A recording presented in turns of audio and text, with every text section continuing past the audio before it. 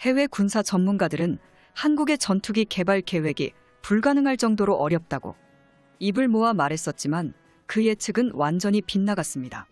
심지어 대한민국의 군사무기 기술 발전이 차후 세계 스텔스 전투기 성능 경쟁 속에서 관련된 기술까지 완전히 장악하게 될 것이라며 해외에서 큰 화제가 되고 있습니다.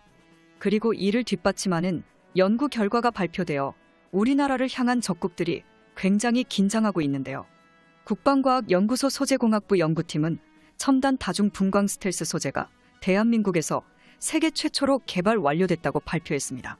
연구팀이 발표한 자료에 따르면 이번에 개발한 소재는 레이더 열상과 관련된 전자파, 밀리미터파 레이더를 사용하는 모든 무기의 추적을 최소한의 스텔스 도료만 사용해도 회피할 수 있다고 발표했습니다. 뿐만 아니라 가시광선에서 위장색을 구현하고 다양한 레이더 파장을 흡수하는 복합 기능도 가졌는데요.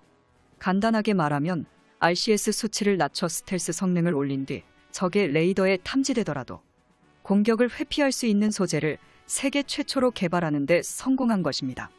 그렇다면 여기서 국산 스텔스 도료인 흡수 소재는 어느 정도의 성능을 발휘하고 정말 미국의 F-35에 들어간 스텔스 기술력보다 더 뛰어날까 하는 호기심이 생기는데요. 한국이 개발한 스텔스 소재가 실용화될 경우 KF-21을 포함한 주요 무기들의 스텔스 성능을 별도의 기술 개발 성능 개선 등 추가 개량 없이 단순히 칠리나 코팅만으로 대폭 향상시킬 수 있다는 다소 놀라운 평가를 받고 있습니다. 더욱 놀라운 것은 연구팀은 이를 바탕으로 KF-21을 비롯한 각종 첨단 장비에 해당 소재를 적용할 수 있다고 발표했습니다. 한국이 다중 분광 스텔스를 탑재한 전투기를 개발하면 동북아시아의 제공권을 완전히 지배할 수 있다고 주장했는데요. 그도 그럴 것이 탐지도 안 되고 심지어 공격조차 할 수 없는 전투기를 보유하게 된다면 한국을 위협하는 주변국들에게 막강한 억지력을 발휘할 수 있기 때문입니다. 이 말은 즉슨 이미 한국이 5세대 스텔스 전투기에 들어가는 스텔스 전자파 흡수 소재 개발을 단독으로 성공했다는 것입니다. 이를 뒷받침해주는 것으로 세계 최고 권위의 학술지 사이언스에도 관련 소재가 당당히 게재되었죠. 따라서 그동안 설왕설래하던 한국의 스텔스 기술은 등록 특허권자 한국과학기술원이 현실화되었습니다. 또 여기에 이 기술은 국가연구개발사업임을 명시하고 있습니다. 즉 전자파 흡수 소재가 국가전략 물자라는 의미입니다. 그래서 국가의 승인 없이는 절대 수출을 하지 못하게 되었습니다. 스텔스 기술력에 대하여 우리나라 공군은 과거부터 보람의 전투기에 관한 성능 개량 사업을 원하고 있었는데요. 블록 1부터 시작해 블록 2, 블록 3까지 우리 군의 허리를 책임지고 있는 전투기를 국내에서 직접 만든 뒤 과거와는 다르게 해외산 라이센스 대신 한국산 부품을 이용한 전투기를 원했습니다. 이러한 상황 속에서 다중 분광 스텔스 소재는 우리 항공기술 발전에 크게 이바지하게 되었습니다. 뿐만 아니라 우리 공군에서 미들급 전투의 핵심 개체로 KF-21 전투기는 대한민국의 항공전력을 크게 향상시킨 무기체계로 등극하게 될 것입니다. 적어도 30년 이상을 대한민국의 주력 전투기로 원활한 임무를 수행할 수 있게 꾸준한 성능 개량이 필요한 것이죠. 국방과학연구팀은 본격적인 상용화를 위해 교내 기업과 함께 연구를 추진하고 있는데요. 신형 스텔스의 대량 양산이 성공한다면 대한민국 국산 전투기 KF-21은 더욱 완벽한 전투기가 될 것입니다. 그런데 옆나라 일본은 한국의 성과를 비웃고 있는 어이없는 상황이 지속되고 있습니다. 그들의 주장에 따르면 FA-50 같은 수준 낮은 전투기를 겨우 만든 나라에서 남들 다 만드는 전투기 기술 하나 만든다고 호들갑을 떤다며 허세를 부리고 있는 것입니다. 그러면서 6세대 전투기의 개발 계획을 공개하며 한국을 조롱했는데요. 이제서야 4.5세대 전투기를 만드는 한국은 절대 자신들의 6세대 전투기를 따라잡을 수 없다며 한국의 기술력을 깎아내렸습니다.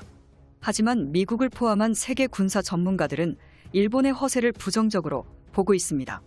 4세대 전투기도 독자적으로 개발하지 못한 일본이 5세대를 생략하고 6세대로 바로 넘어가는 것은 실패가 불보듯 뻔하다는 것이 그들의 주장입니다. 심지어 일본 특유의 예산 문제까지 겹치면서 일본의 전투기 개발은 미궁에 빠질 것으로 보이는데요. 실제로 일본은 2020년부터 F1 전투기를 대체할 F-3 신식 전투기의 개발을 발표했는데요. 이로 인해 국내 일각에서는 한국의 전투기 기술력이 뒤처진 것은 아닌지 우려하는 목소리가 높아져 갔습니다. 심지어 다시 무기 종속국으로 돌아가는 것은 아닌지 우려하고 있는 의견들도 있는데요. 기껏 KF-21을 5세대 미들급 전투기로 개량해도 하위급 6세대 전투기를 개발하지 못하고 외국에서 수입하게 된다면 결국은 지금과 다를 것이 없지 않냐는 것이 그들의 주장입니다. 그러나 일본이 영국과 협력해서 최첨단 엔진을 탑재한 6세대 전투기를 만들어도 일본의 치명적인 무기 가격과 개발 기간 연기가 일본의 발목을 붙잡을 확률이 높았으며 이것은 현실이 되었습니다. 단지 이를 깨닫지 못한 건 일본밖에 없는 상황입니다. 반면 한국은 일본과 달리 미래를 내다보고 관련 기술을 미리 준비해서 이미 6세대 전투기에 필요한 기술의 상당 부분을 확보한 상태로 알려져 있습니다. 대한민국의 스텔스 기술 개발은 이미 오래전부터 시작됐습니다. 국방과학연구소는 1999년부터 노르페인트를 비롯한 기업들과 협력해 스텔스 도료의 개발을 시작했는데요. 개발 결과 2008년에 스텔스 성능 실험을 통과해 기술 국산화를 성공했습니다. 이때 국산화한 기술은 한국의 전투기 개발에 밑거름이 됐는데요. 다만 그럼에도 KF-21은 완전한 스텔스 전투기라고 평가하기에는 다소 아쉬운 부분이 있습니다. 4.5 세대 전투기로 개발된 KF-21 블록 1만 생산됐기 때문입니다. 블록 1은 5세대 전투기의 선봉장인 F-22 랩터와 비교하면 비교적 떨어지는 스텔스 성능을 가지고 있습니다. 물론 그렇다고 질이 크게 떨어진다는 것은 아니고 어디까지나 세계 최강의 스텔스기인 미국산 F-22 랩터보다 뒤떨어진다는 것이지 한국 공군을 비롯한 주요 군사 강국들이 사용 중인 F-15, F-16 같은 4세대 전투기와는 비교할 수도 없을 정도로 강력한 스텔스 성능을 자랑합니다. 여기에 내부 무장창을 탑재해 스텔스 성능 강화를 추진하며 KF-21이 5세대 전투기로 개량이 완료되는데요. 이로 인해 KF-21은 F-35에 비교할 수 있을 만큼 고성능의 전투기로 성장할 예정입니다. 이번 KF-21의 도입으로 대한민국은 F-4 팬텀과 F-5를 전량 교체할 예정인데요. 우리나라의 교체 소요만 최소 200여 대가 넘는데 여기에 KF-21을 추가로 구매할 잠재적인 고객층마저 확보했습니다. 그 나라들은 바로 아랍에미리트와 사우디인데요. 이 국가들은 한국산 무기 운용 경험이 있는 국가들로 유지 보수의 이점을 얻기 위해 차세대 전투기 도입 시 KF-21을 구매할 확률이 높습니다.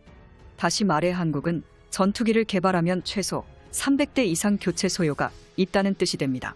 그리고 전투기의 생산량이 점차 늘어난다면 생산 단가는 훨씬 더 낮아질 수밖에 없습니다. 그래서 많은 군사 전문가들이 이러한 특징에 주목하고 있습니다. 한국이 수출 실적을 계속 유지한다면 6세대 전투기 개발도 대량 생산으로 인해 일본의 F-3보다 훨씬 저렴한 가격대로 개발할 것이라고 예측합니다. 그런데 가격뿐만 아니라 6세대 전투기와 관련된 기술도 대한민국은 일본을 압도하고 있습니다. 그 중에서도 한국이 일본을 완전히 앞서고 있는 기술은 강화된 스텔스 능력과 무인기를 이용한 합동 교전 능력인데요. 즉 이번 개발로 인해 한국은 이제 스텔스 기술력으로 일본을 완전히 추월했다고 할 수 있습니다. 기존의 스텔스 기술의 중점은 적에게 탐지되지 않는 것을 중심으로 발전했습니다. 아무리 스텔스 성능이 좋더라도 적에게 발각되면 방어 수단이 없어지게 되는데요. 그런데 다중 분광 스텔스는 적에게 탐지되지 않는 기능은 동일하지 하지만 이에 더해 적이 아예 공격하지 못하도록 유도 기능을 차단할 수 있습니다.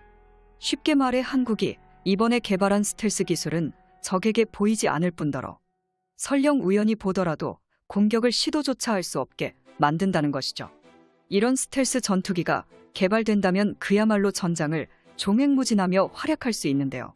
이는 대한민국의 저력을 보여주는 대표적인 기술이라고 할 수 있습니다. 대한민국의 영원한 자주국방을 위하여 영상의 정보가 유익하셨다면 대구구려제국 구독과 알림 설정 진심으로 감사드립니다.